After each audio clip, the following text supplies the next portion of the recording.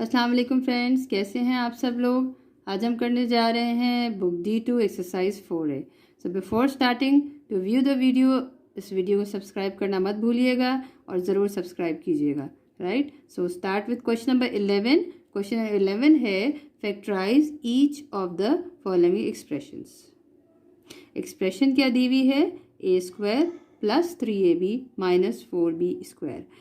हमें इस एक्सप्रेशन को फैक्टराइज करना है, तो हम ये दोनों टर्म्स को आपस में पहले मल्टीप्लाई करेंगे। So a² to be multiplied with -4b², you will get -4a² b²। अब हम क्या करेंगे, इसको फैक्टराइज करेंगे, इसके वो फैक्टर्स यूज़ करेंगे जिसको हम सम अप करें तो हमें रिजल्टेंट मिल जाए +3ab। राइट, किस तरह कर सकते हैं, जैसे 4 है, यू वांट 3, तो simple 4 1s are, so you get -+4ab - ab। आप इनको मल्टीप्लाई करें, you will gate -4ab² a² b² and when you sum up you get +3ab। ठीक है, अब इसको हम अप्लाई करते हैं। देखिए फ्रेंड्स, देखें अब हम क्या करेंगे। अब ये दो टर्म्स हैं, हमारे पास क्या चीज़ कॉमन आ रही है, simple a common. So what is left, a + 4b। Second two terms में हमारे पास क्या कॉमन आ रहा है, माइनस, दोनों में माइनस साइन है, 1 minus so B taken out and here you will be left with b outside. यहाँ पे आ जाएगा a और यहाँ पे साइन आ जाएगी प्लस की, because minus plus is minus and minus minus is plus. Either go this way, you in दोनों को मल्टीप्लाई करके आप ब्रैकेट की साइन लगा लें, या फिर आप ये सोचें कि माइनस किससे मल्टीप्लाई होगा, तो हमें ऊपर वाली एक्सप्रेशन में माइनस वापस से माइनस मिल जाएगा। ठीक है, so will be left with 4 and b। अब हम क्या करेंगे, इन दो टर्म्स में will take a + 4b out. क्या होगा, अब इस यहाँ पे हमारे पास a रह जाएगा -b and this is the answer.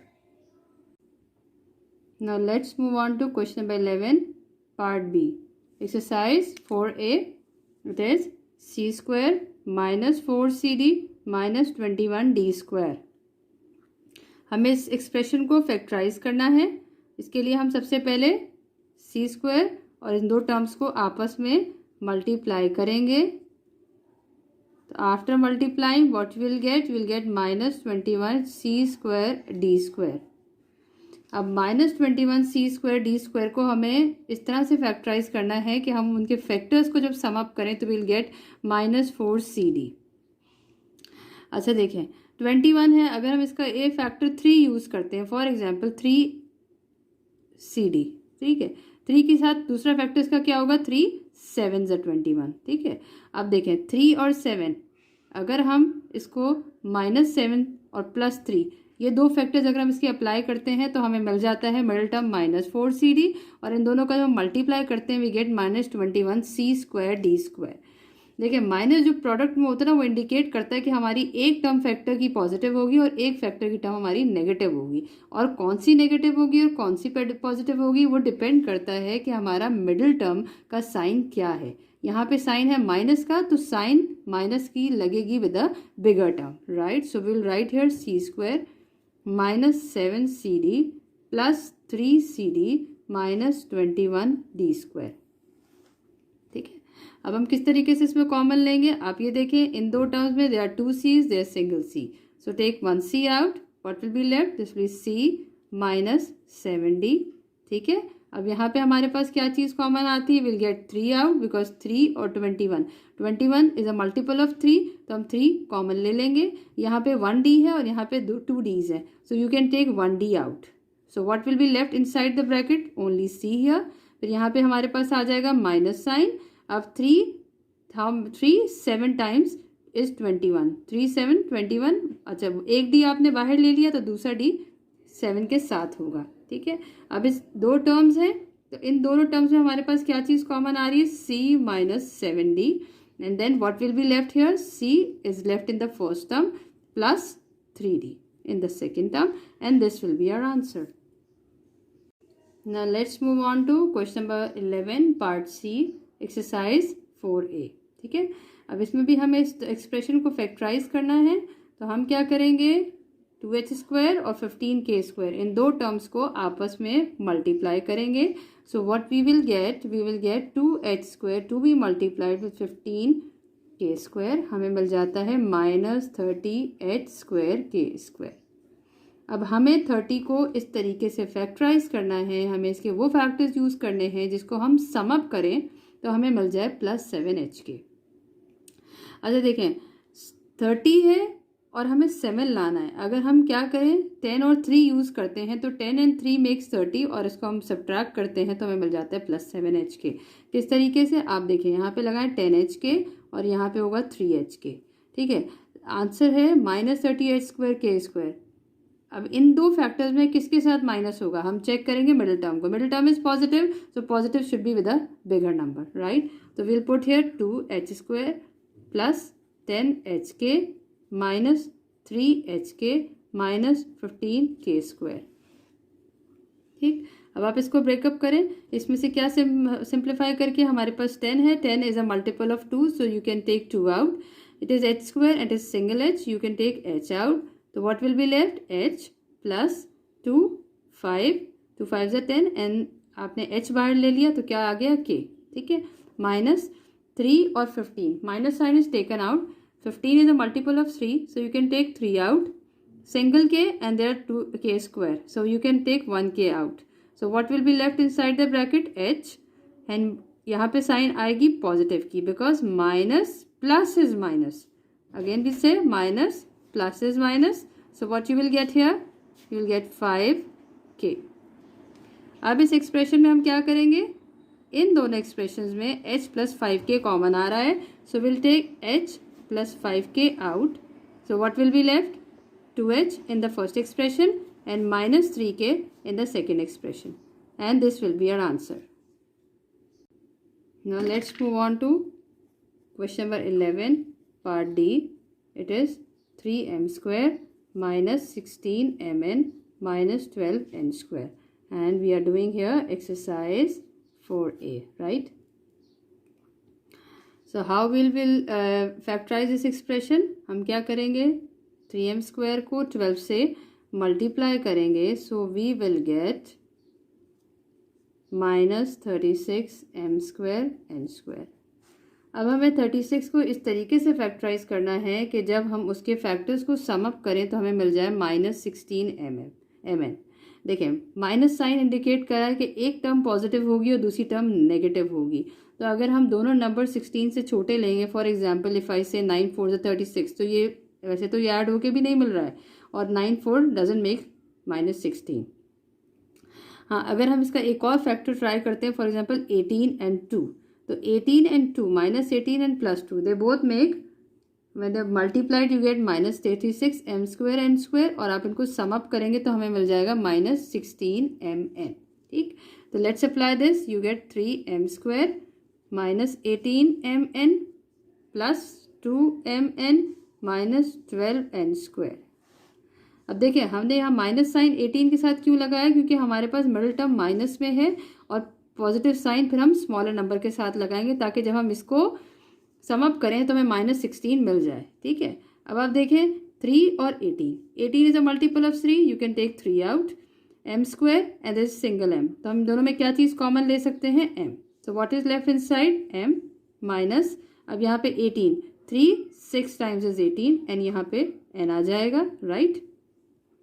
अब इन दो टर्म्स में यू कैन टेक 2 आउट, 12 2 का मल्टीपल है और यहाँ पे 1n है, यहाँ पे 2n है, you can take 1n out, so what will be left here, you will be left here m and this is -6n। ठीक है, अब इन दो टर्म्स में हमारे पास क्या आ जाएगा, m -6n will be taken out, so what will be left in the first expression, it will be 3m, and what will be left in the second expression, 2n, right, and this will be our answer. Now let's move on to question number 11 part E. अब हमें इस expression दी हुई है 3p² plus 15pq plus 18q²। हमें इस expression को factorise करना है। तो हम क्या करेंगे, पहले हम इस टर्म को और इस टर्म को मल्टीप्लाई करेंगे, 3p² to be multiplied with 18q²। हमें क्या मिल जाएगा, 18 व्हेन मल्टीप्लाइड विद 3, तो हमारे पास आ रहा है 8 3 24 and this is 3 1 2, this is 54p² q²। ठीक है, अब हम क्या करेंगे, 54 पी स्क्वायर क्यू स्क्वायर को हमें वो फैक्टर्स इसके यूज़ करने हैं जिसको हम सम अप करें तो हमें मिल जाए +15 पी क्यू। अच्छा देखें, all the terms are in positive terms, ठीक है। अब हमें 15 पी क्यू दो ऐसे फैक्टर्स यूज़ होंगे, वो दोनों फैक्टर्स आपस में ऐड होंगे।